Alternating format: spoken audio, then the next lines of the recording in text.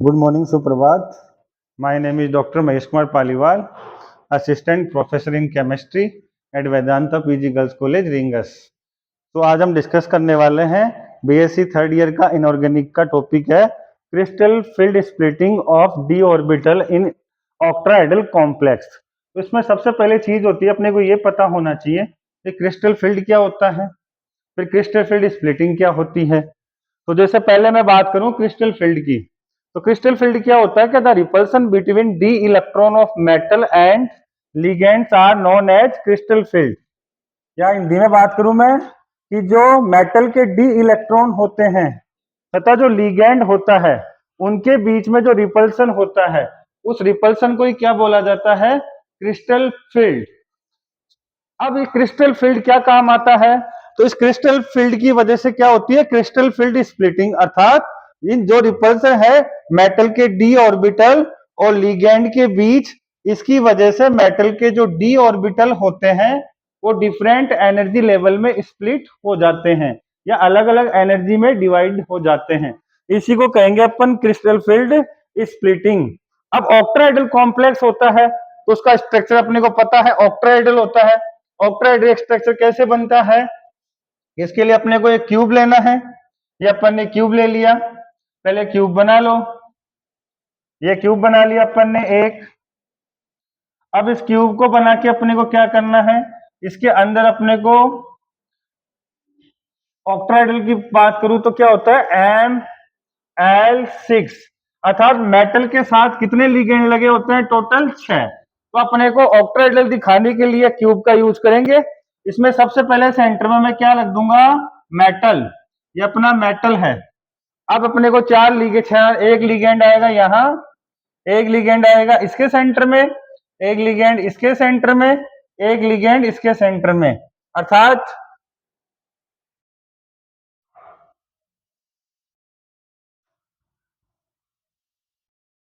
ये Y axis है, ये प्लस वाई, ये माइनस वाई, ये प्लस एक्स, ये इधर माइनस एक्स। तो दो लिगेंड तो होते हैं वाई एक्सिस पे, दो लिगेंड होते हैं एक्स एक्सिस पे, और दो लिगेंड होते हैं जेड एक्सिस पे।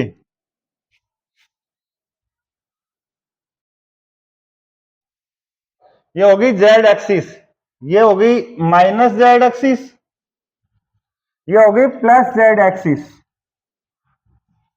अब अपने को पता है कि जो डी ऑर्बिटल होते हैं वो 5 प्रकार के होते हैं। एक होता है डी एक्स वाई, एक होता है डी वाई जेड, एक होता है डी जेड एक्स, एक होता है d x square y square, एक होता है डी जेड स्क्वायर। तो इसमें जो ये तीनों ऑर्बिटल होते हैं इनको कहा जाता है non axial bond, non axial bond, sorry bond नहीं, ऑर्बिटल। इनको कहा जाता है नॉन एक्सियल ऑर्बिटल, इनको कहा जाता है एक्सियल ऑर्बिटल। इसका मतलब क्या है कि जो एक्सियल ऑर्बिटल होते हैं वो एक्सिस पे प्रेजेंट होते हैं। जैसे मैं d x square y square की बात करूं तो ये अपनी वाई एक्सिस है प्लस माइनस, ये एक्स एक्सिस है प्लस माइनस। तो ये इसकी दो लोब डी ऑर्बिटल की वाई एक्सिस पे होगी, दो लोब इसकी एक्स एक्सिस पे होगी, अर्थात प्लस माइनस लोब, इधर प्लस माइनस। तो ये हो गया अपना एक्स, एक्स माइनस ये वाई, ये माइनस का वाई। तो इस प्रकार से होता है ये d x square y square. दूसरा, अगर मैं नॉन एक्सियल की बात करूं एक एग्जांपल लेके, तो मैं डिस्कस करता हूं किसका, डी एक्स वाई का ले लेता हूं मैं। तो जैसे अपना ये एक्स एक्सिस प्लस वाली, ये माइनस एक्स, ये प्लस वाली वाई, ये माइनस वाई। अब मैं इसकी बात करूं, देखो यहाँ पे डी एक्स वाई, अर्थात इन दोनों के बीच में एक लोब यहां रहेगा, एक लोब यहां रहेगा। तो दोनों लोब जो है डी ऑर्बिटल के वो एक्स और वाई ऑर्बिटल के बीच में आते हैं। बीच में आने की वजह से इनको कहा जाता है नॉन एक्सियल ऑर्बिटल। अब जो लिगेंड है, लिगेंड अपने कहां कहां प्रेजेंट है, एक्स वाई और जेड एक्सिस पे प्रेजेंट है, अर्थात जो सबसे ज्यादा रिपल्सन फील करेंगे वो कौन करेंगे, सबसे ज्यादा रिपल्सन फील करेंगे d x square y square वाले ऑर्बिटल, क्योंकि ये एक्सिस पे प्रेजेंट है। दूसरा कौन सा करेगा, डी जेड स्क्वायर, क्योंकि ये किस पे प्रेजेंट है, जेड एक्सिस पे। इस कारण इन रिपल्सन की वजह से जब स्प्लिटिंग होगी इस लिगेंड फील्ड की वजह से, तो जो दोनों ऑर्बिटल हैं ये जो एक्सिस पे प्रेजेंट है, इनका जो एनर्जी होगा वो ज्यादा होगा और इनका जो एनर्जी होगा वो कम होगा।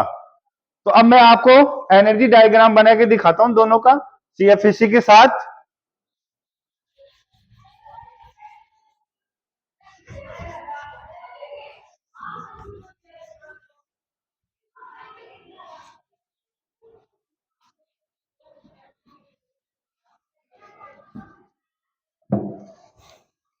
तो जैसे अपने डी ऑर्बिटल है 5,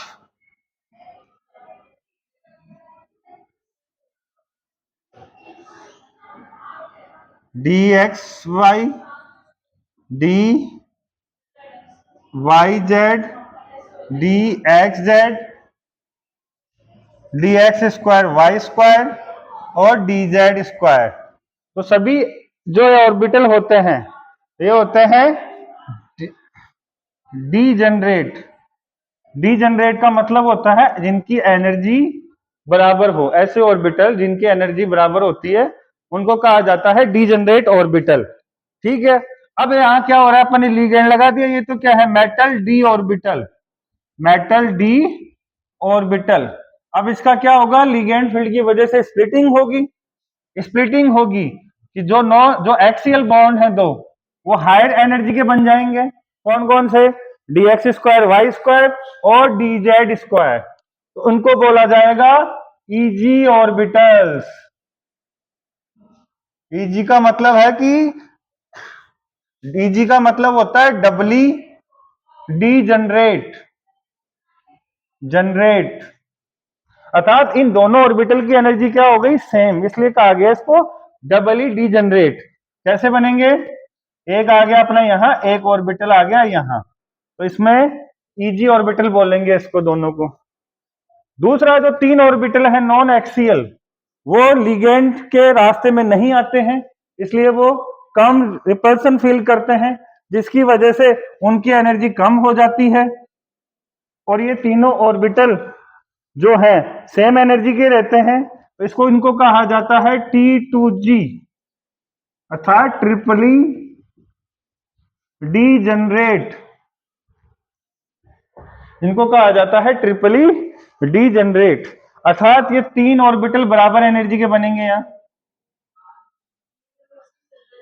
अब इन दोनों के बीच का जो डिफरेंस होता है यहां पे हो गया अपना जीरो, ये हो गया जीरो लेवल एनर्जी का, यहाँ पे डी ऑर्बिटल थे, अब इसको बोला जाता है जीरो लेवल। अब इसकी एनर्जी इस लेवल के अकॉर्डिंग बढ़ चुकी है, कितनी बढ़ती है, तो जो क्रिस्टल फील्ड स्टेबलाइजेशन एनर्जी होती है CFSC, वो यहां पे शो करते हैं ऑक्टाहेड्रल कॉम्प्लेक्स के लिए डेल ओ के द्वारा। तो जो इनका जो CFSC का मान है किसका, ऑक्टाहेड्रल कॉम्प्लेक्स के लिए, तो जो T2G ईजी ऑर्बिटल होते हैं उनका वैल्यू हो जाता है 3/5 डेल ओ।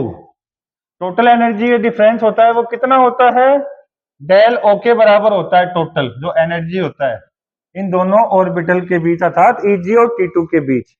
तो जो इस लेवल से इसका जो एनर्जी इंक्रीज होता है वो 3/5 डेल ओ होता है, और जो इसका डिक्रीज होता है एनर्जी वो होता है 2/5 डेल ओ। ये डिक्रीज होता है इसको माइनस से शो करते हैं, ये इंक्रीज होता है इसको प्लस से शो करते हैं। दूसरे शब्दों में कहूं तो ये हो जाता है 0.6 डेल ओ, ये हो जाता है माइनस 0.4 डेल ओ। तो इस प्रकार से ऑक्टाहेड्रल कॉम्प्लेक्स की स्प्लिटिंग होती है, जिसमें एक्सियल बॉन्ड जो होते हैं वो हायर एनर्जी के बन जाते हैं और जो नॉन एक्सियल बॉन्ड होते हैं वो लो एनर्जी के बन जाते हैं। तो इस प्रकार CFSC जो होती है वो Eg ऑर्बिटल की होती है, वो 3/5 डेलो, जिसको अपन अगर डिजिट में लिखें तो 0.6 डेलो लिखेंगे, तथा जो T2G ऑर्बिटल है इनकी एनर्जी डिक्रीज होती है, इसलिए इसको माइनस से शो करते हैं, -2/5 डेलो। अगर अपन डिजिट में लिखें तो इसको -0.4 डेलो से शो करेंगे। Thank you.